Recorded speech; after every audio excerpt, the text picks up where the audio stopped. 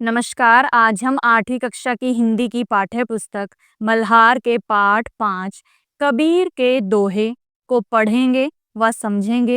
ये दोहे जो हैं कबीर दास जी द्वारा रचित हैं। कबीर दास जी ने अपनी रचनाओं में प्रेम, भक्ति, समानता और सामाजिक न्याय जैसे विषयों पर जोर दिया है और उन्होंने कर्म कांडों और अंधविश्वासों का कड़ा विरोध किया है और सच्चे ज्ञान और भक्ति पर बल दिया है। और उनकी शिक्षाएं जो हैं वो आज भी लोगों को सही मार्ग दिखाने में मदद करती हैं। और इस पाठ में हम कबीर दास जी के दोहों के कठिन शब्दों के अर्थ को समझते हुए इन दोहों की व्याख्या करेंगे। तो आइए आज का वीडियो शुरू करते हैं।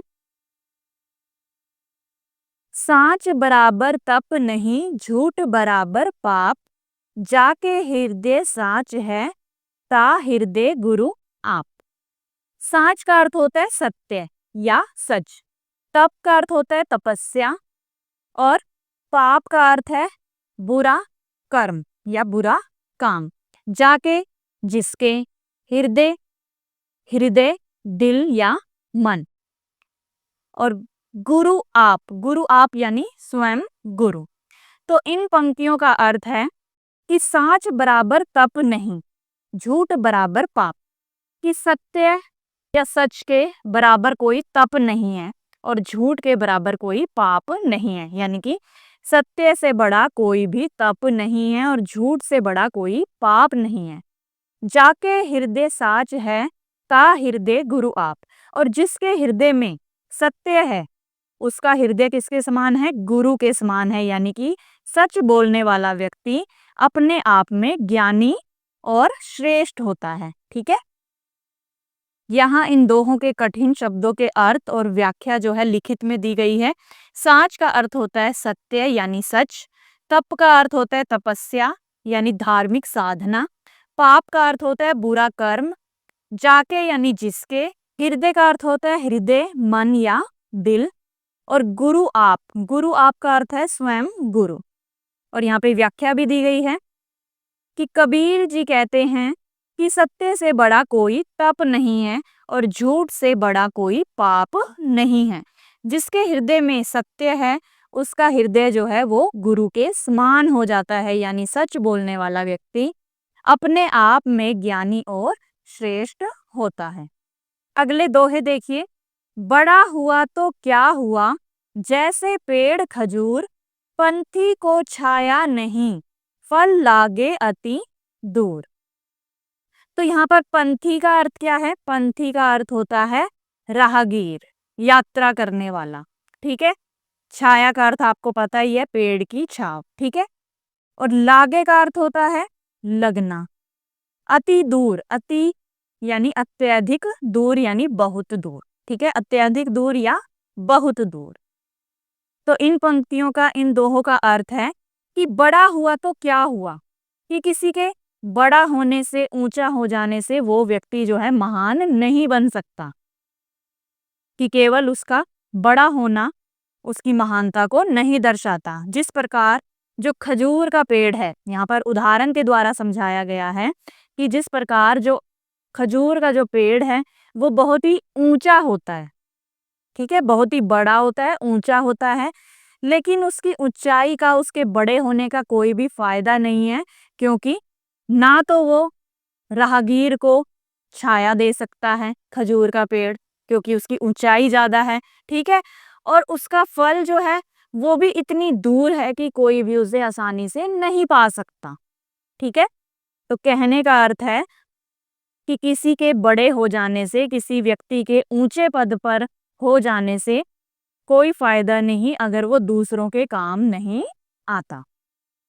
तो पंथी का अर्थ है राहगीर, यात्रा करने वाला। छाया पेड़ की छांव। लागे लगना। अति दूर यानी बहुत दूर। और व्याख्या भी दी गई है यहाँ पर। केवल ऊंचा होने से कोई महान नहीं बन जाता।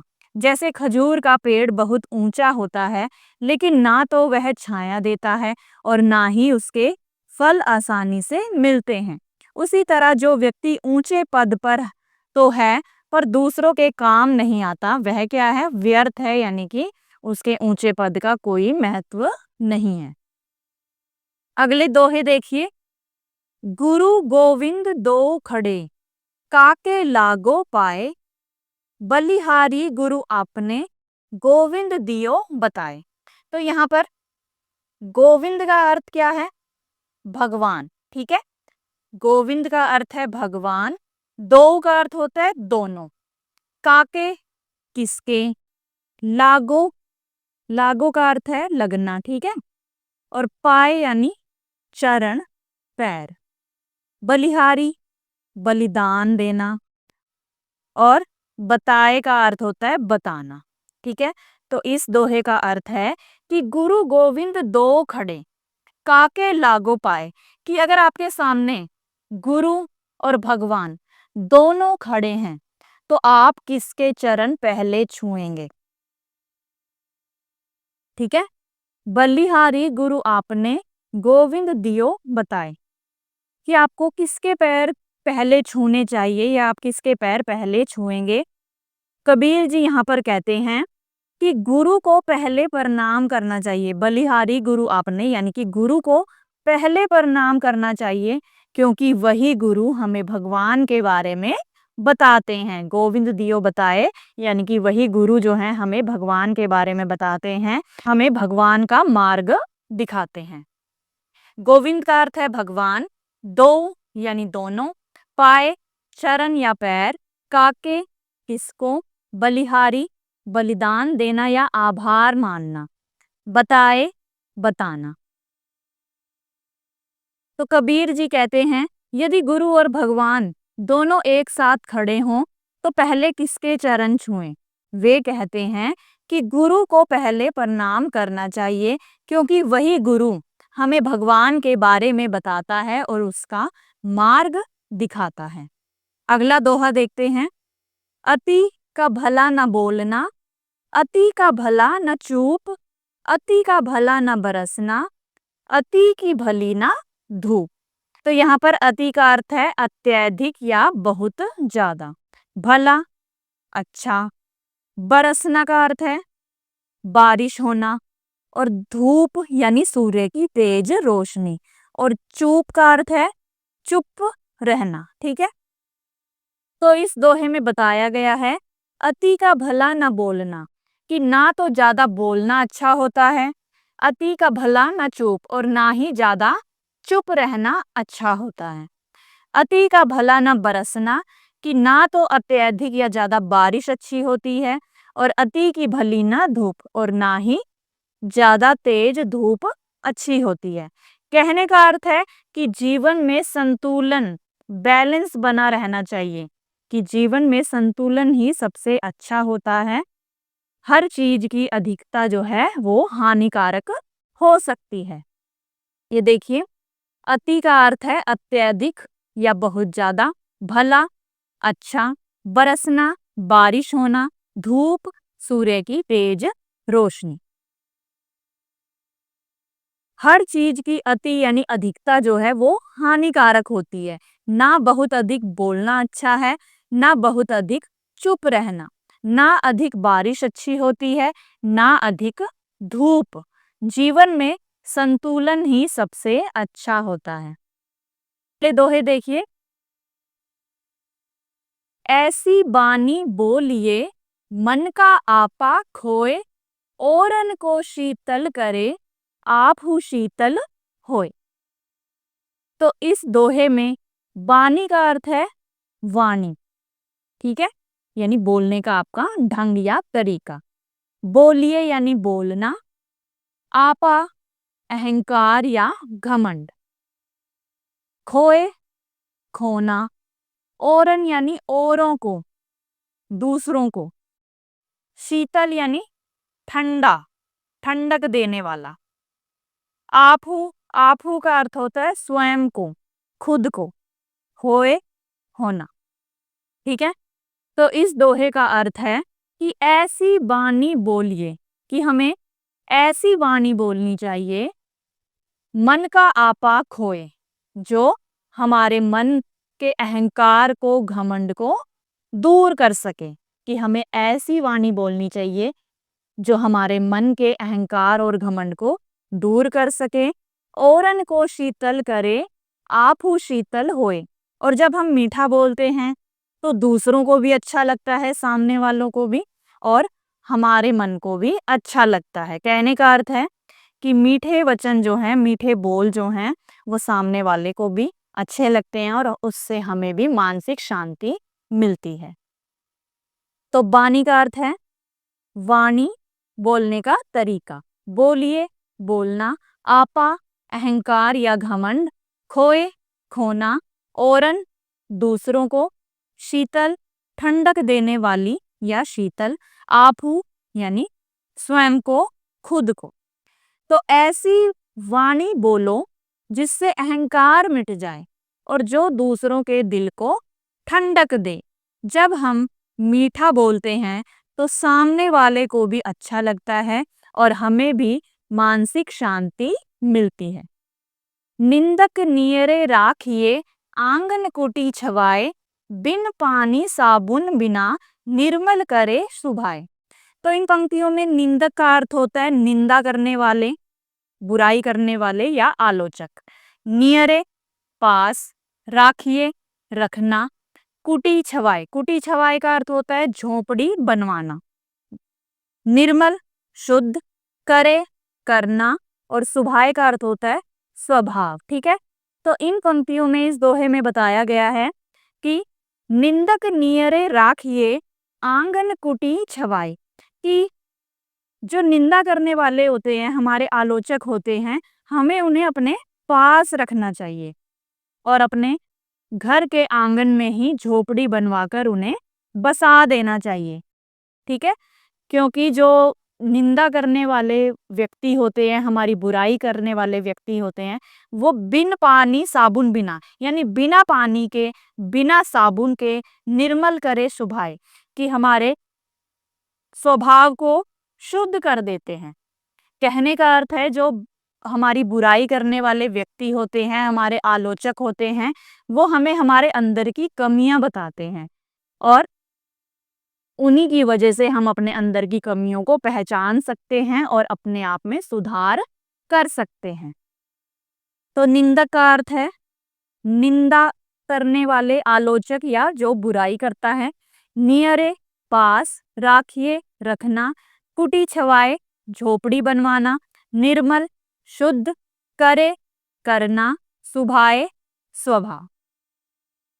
तो कबीर कहते हैं कि आलोचक यानी निंदा करने वालों को अपने पास रखना चाहिए, उसे अपने घर के आंगन में झोपड़ी बनाकर बसा देना चाहिए, क्योंकि वह बिना साबुन और पानी के ही हमारे स्वभाव को शुद्ध कर देता है।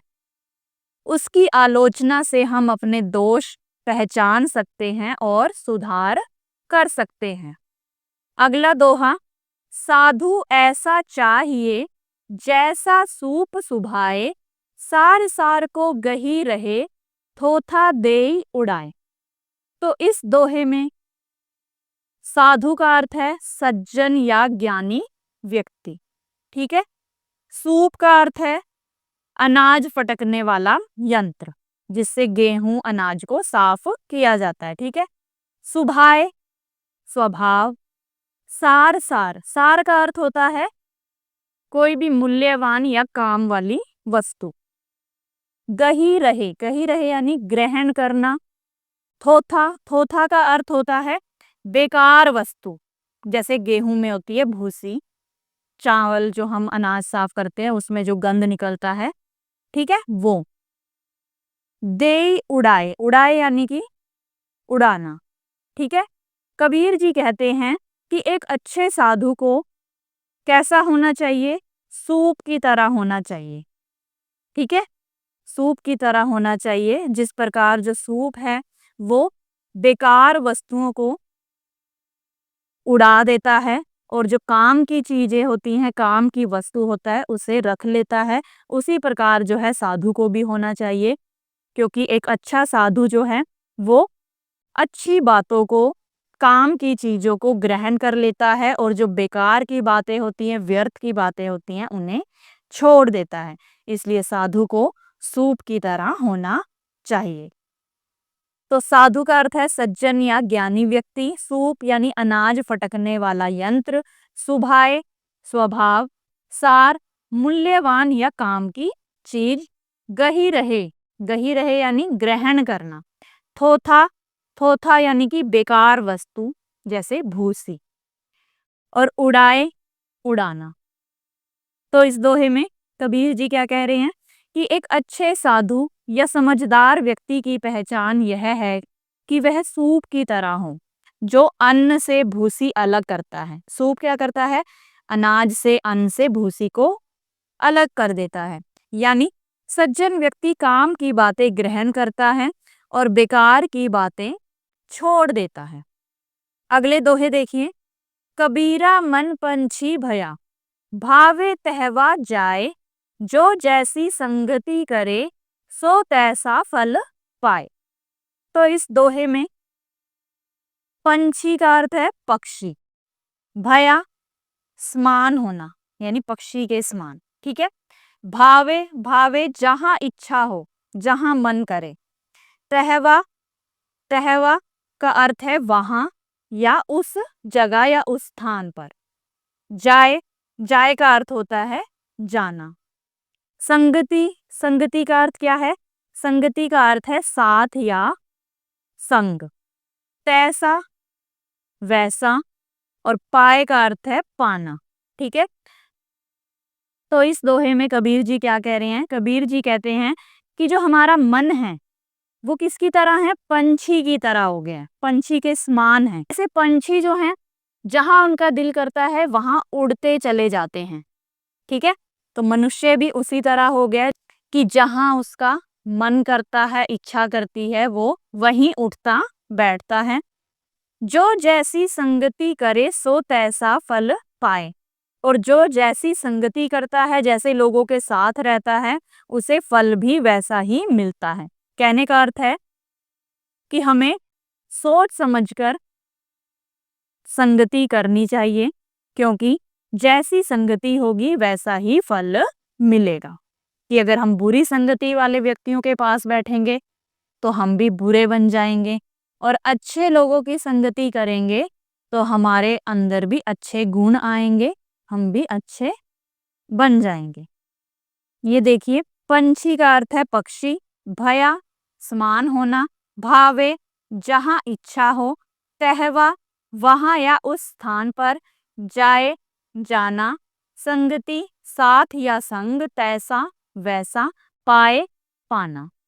तो कबीर जी कहते हैं कि मन पक्षी जैसा हो गया है, वह जहां चाहे उड़ जाता है, लेकिन मनुष्य को अपनी संगति सोच समझकर करनी चाहिए, क्योंकि जैसी संगति होगी वैसा ही फल मिलेगा।